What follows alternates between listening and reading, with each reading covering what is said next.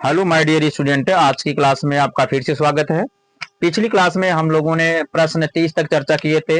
आज प्रश्न 30 के आगे हम लोग चर्चा करेंगे 30 से 31 से लेकर के 45 प्रश्नों पर। तो 31वां प्रश्न आपका है क्या है, मानव वृषण में सर्टुली कोशिकाओं का क्या कार्य है। तो मानव वृषण में सर्टुली कोशिकाओं का कार्य होता है शुक्राणु को पोषण प्रदान करना, शुक्राणु को अवलंबन प्रदान करना। ठीक है, ये सभी कार्य होता है। आगे दूसरा अगला प्रश्न है 32वां आपका कि कार्पस ल्यूटियम से कौन से हार्मोन्स का स्राव होता है। तो कार्पस ल्यूटियम से प्रोजेस्टेरॉन हार्मोन्स का स्राव होता है। 33वां प्रश्न है कि नर जनन कोशिकाएं, कौन सी कोशिकाएं, नर जनन कोशिकाएं किस प्रकार के विभाजन के पश्चात शुक्राणुओं का निर्माण करती हैं। तो ध्यान दीजिएगा, जो नर जनन कोशिका होती है, नर जनन कोशिकाएं कह रहा है कि क्या प्रश्न कह रहा है कि नर जनन कोशिकाएं किस प्रकार के विभाजन के पश्चात शुक्राणुओं का निर्माण करती हैं। शुक्राणु माने का, शुक्राणु माने क्या, नर युग्मक।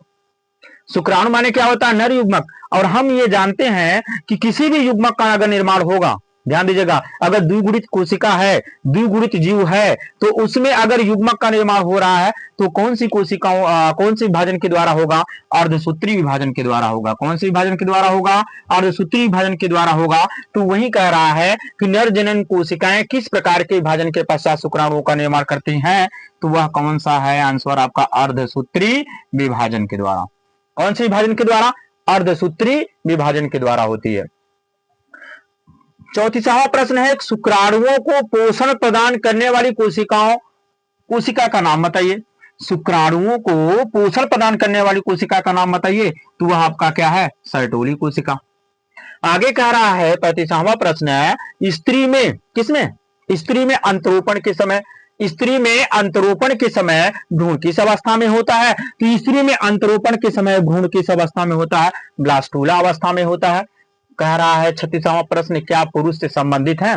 वैसेक्टोमी, वैसेक्टोमी माने का पुरुष नसबंदी, वैसेक्टोमी माने का पुरुष नसबंदी। और इस पुरुष नसबंदी में क्या करते हैं, शल्य क्रिया द्वारा पुरुष के शुक्रवाहिनी को काटकर मोड़कर क्या करते हैं, बांध दिए जाते हैं, बांध दिए जाते हैं, जिसके कारण अंडाणु और शुक्राणुओं का मिलन नहीं हो पाता। और जब शुक्राणु और अंडाणुओं का मिलन नहीं हो पाता तो गर्भधारण से क्या होता है, बचा जाता है।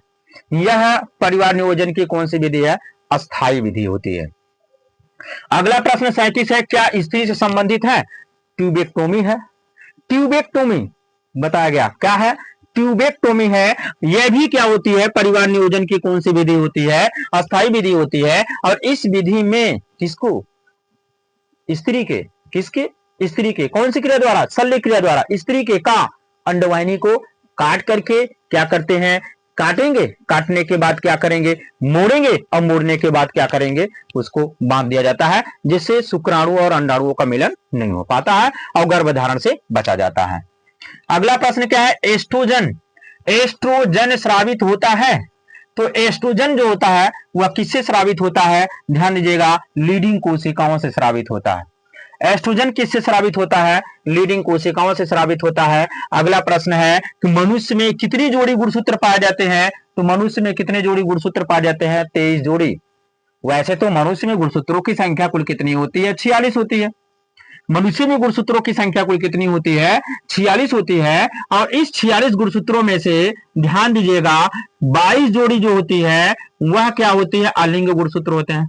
22 जोड़ी कौन से गुणसूत्र, अलिंग गुणसूत्र होते हैं। और इसके बाद एक जोड़ी जो होता है वह क्या होता है, एक जोड़ी लिंग गुणसूत्र होता है।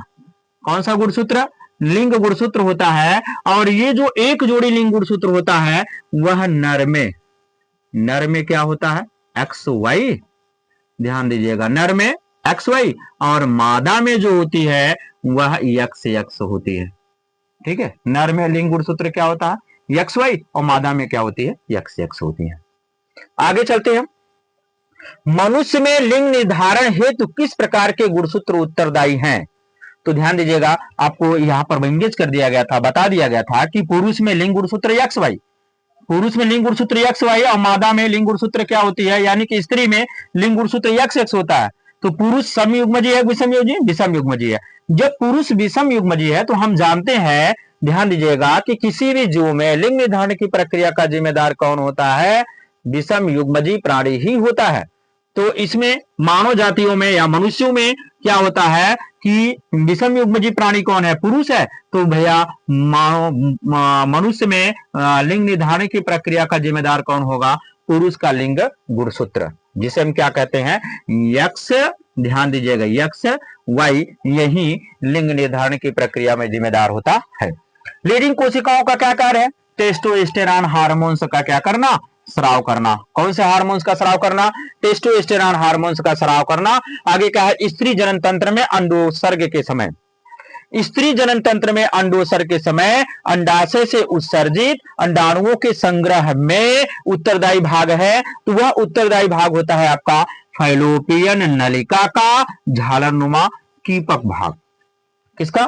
फैलोपियन नलिका का झालरनुमा कीपक भाग। ये फैलोपियन नलिका होती है, अभी इस तरह से संरचना बनती है फैलोपियन नलिका, और ये क्या होता है? झालरदार कीप होता है। और इसी में क्या होता है? जो क्या होता है कि अंडाणु का उत्सर्जन होता है अंडाशय से, ये आकर के इसे में क्या होता है? संग्रहित होता है। किसमें? यही झालरनुमा कीपक में। अगला प्रश्न है, आईवीएफ का पूरा नाम बताइए। तो आईवीएफ का पूरा नाम आई से होता है इन, आई से होता है इन, भी से होता है विट्रो, और एफ से होता है फर्टिलाइजेशन, इन विट्रो फर्टिलाइजेशन। अगला क्या होता है? ZIFT का पूरा नाम जाइगोट। जेड माने जाइगोट, आई माने इंट्रा, एफ मींस फैलोपियन, और टी मींस क्या होता है? ट्रांसफर, यानी कि जाइगोट इंट्रा फैलोपियन ट्रांसफर। आगे GIFT का पूरा नाम क्या होता है? Gamete intra fallopian transfer.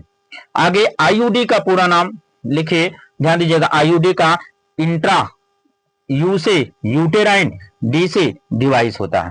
तो ये होता है आपका, ध्यान दीजिएगा, 31 से 45 प्रश्न आपका एक अंक के जो प्रश्न पूछे जाते हैं। तो माय डियर स्टूडेंट, मैं आशा करता हूं कि ये प्रश्न का आंसर आप लोगों को समझ में आ गया होगा। अगली क्लास में फिर हम मिलते हैं।